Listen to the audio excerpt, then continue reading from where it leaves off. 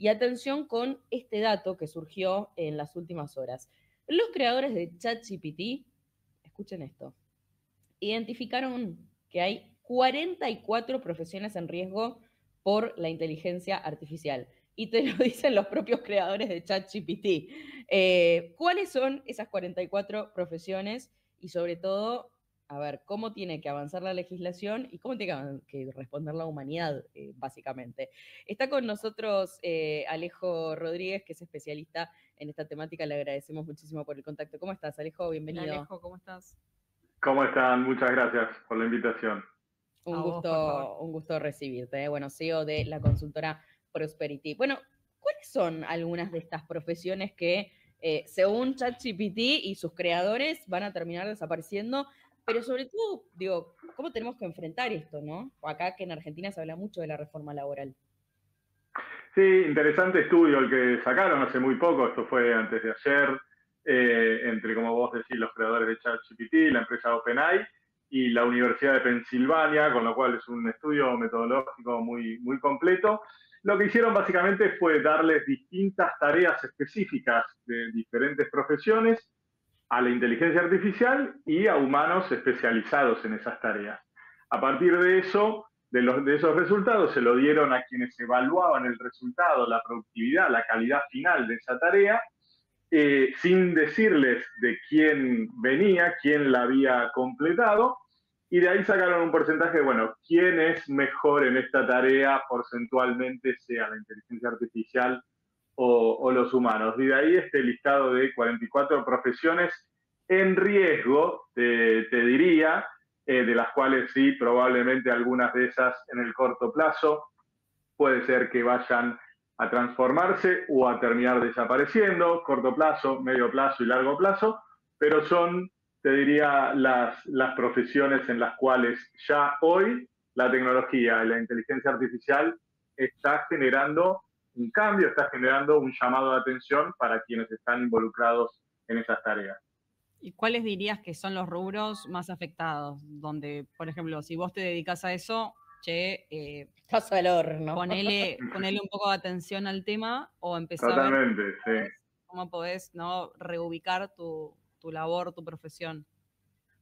Bueno, hay algunas que nosotros ya venimos escuchando hace tiempo, pero este estudio lista estas 44 y las categoriza, le da prioridad como número uno. Dentro del top 10 se habla de los traductores, los editores de texto, en menor medida obviamente los programadores, los diseñadores gráficos.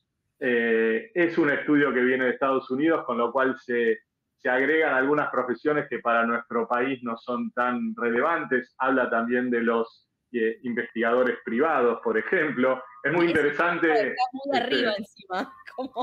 Sí, está muy arriba, pero bueno, para nosotros no es algo relevante.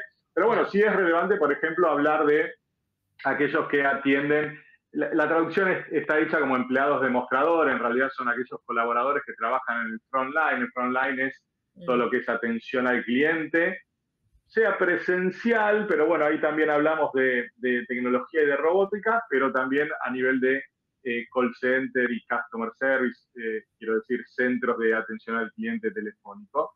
Y ahí sí se notó que hay mucha capacidad de la inteligencia artificial de resolver rápidamente algunos requisitos que habitualmente son de información o de preguntas y respuestas más sencillas, que ustedes le pasará con ChatGPT, por ejemplo, o con otras inteligencias artificiales, que te las da con el mejor humor, de la mejor forma, agradeciéndote la pregunta y hasta dándote más opciones en la respuesta, ¿no? O ese estudio, ¿no? Que no me acuerdo de quién lo hizo, pero que habían probado un call center donde atendía un humano y un robot, y que a la gente le preguntaban cuál había preferido y la mayoría de las personas habían preferido el robot. ¡Qué loco! Sí, porque bueno, muchas veces también sucede que en esa interacción humana aparece todo el campo de las emociones y cómo llega el cliente y cómo está el colaborador. Y a veces uno lo que busca es más la resolución rápida, concreta y la productividad dada. Y en ese caso muchas veces es mejor interactuar con una inteligencia artificial. Muchas veces no. A veces cuando estamos, nos pasa, quizás les pasa a ustedes también, cuando estamos enojados con alguna compañía y llamamos para hacer una queja, un reclamo, lo que fuere, y no queremos que nos atienda un bot. Queremos hablar con alguien que nos solucione el tema rápido, pero necesitamos también esa interacción humana. Por eso se habla también mucho de la humanización de la tecnología, ¿no? Esa conexión entre la productividad y los beneficios que trae realmente la inteligencia artificial, pero con un humano. ¿Se cortó? Ay, se cortó. Un humano, estaba diciendo, me parece. Acá, ¿ves? La tecnología nos falló, loco. ¿Dónde está el reemplazo? Ahí lo tenemos de nuevo, a ver. Ahí lo recuperamos. Ahí Sí, está. sí, ahí estamos viendo el listado también. Sí, me preocupé en el segundo que dice periodistas y reporteros / analistas de noticias 53%, porque ya hay sitios que están escribiendo noticias por nosotros, pero lo que decíamos los periodistas es, bueno, pero que te escriba una gacetilla, buenísimo, porque es lo que el periodista nunca quiere hacer, uno quiere hacer el análisis. Pero acá dice analistas de noticias también. No, porque también se están creando como avatars que presentan noticias. Sí, lo que hoy, bueno, más profundo. Y ustedes lo sabrán muy bien, ¿no? La velocidad, el ritmo con el que está desarrollándose toda esta tecnología es impresionante, no deja de sorprender, mismo no sorprende a quienes están en la cocina de la creación. Hay mismos dueños o, bueno, los CEOs, los propios CEOs de ChatGPT, de OpenAI y de otras, también se sorprenden a ver cómo la misma inteligencia artificial aprende de sus resultados y se desarrolla. Y el impacto está en el mercado laboral, está ahora la responsabilidad definitivamente cae en el individuo, en nosotros mismos, como, bueno, esto está pasando, ¿qué hago con esto? ¿Cómo me formo? ¿Cómo me capacito? Sea en mi misma profesión para mejorar y desempeñarme mejor desde mi misma profesión, o sea, ya visualizando que, bueno, en el corto o mediano plazo me es conveniente empezar a focalizarme en otras tareas o en otra profesión, ¿no? Y ahí te hago una pregunta, porque en algunos casos se habla de que lo que uno tiene que hacer es incorporar la inteligencia artificial o la tecnología a sus actividades para ser más efectivo, ¿no? Por ejemplo, tal vez una persona que trabaja en un mostrador va a ser 100% reemplazada probablemente por tecnología, pero tal vez una persona con un saber técnico específico sea difícilmente reemplazada, pero hay algunas tareas, por ejemplo, no sé, agendarte una reunión o cosas más operativas, que eso tiene que ir la persona ya, digamos, digitalizando o automatizando, mejor dicho. Es así como te digo yo, ¿cómo uno puede decir, che, bueno, esto va a desaparecer, pero, no sé, los abogados, hay una chance de que un porcentaje sobreviva porque tiene un saber muy técnico, tiene que ir a litigar, bla, bla, bla, pero todo el resto de las cosas las puede automatizar. ¿Y cómo se adaptarán los demás? Como ya pasó con la revolución industrial en su momento, etcétera, ¿no? Definitivamente, y bueno, vos planteás el tema de los abogados. Imagínate la capacidad que tiene hoy de resumen, de recomendación, de análisis y comparación de jurisprudencia disponible en la web. Toda esa capacidad que hoy a los abogados les da la inteligencia artificial, que probablemente no tenían en el pasado. Entonces yo, hablando de los abogados en particular, que tienen que leer cantidades muy extensas de textos en los expedientes y demás, yo creo que hoy es una necesidad clave que ya está sucediendo en esa profesión en particular, la utilización de la inteligencia artificial para el análisis, el desarrollo o el análisis de expedientes que estén teniendo. No creo que hoy los abogados no la estén utilizando, te lo pongo en esos términos. Sí, totalmente, totalmente. A nivel legislación, ¿se debiera hacer algo? Digo, reitero, estamos hablando de una reforma laboral. ¿Debiera incluirse algo vinculado a la inteligencia artificial, en tu opinión? No sé de qué manera, pero... Claro, es una discusión que no solamente está en nuestro país, está obviamente alrededor del mundo y en los primeros países del mundo de qué hacer con esto. mismo, como te decía, esto avanza tan rápido y a un ritmo que sorprende, que las mismas compañías que están detrás de esta creación están planteando cómo generar ciertas regulaciones.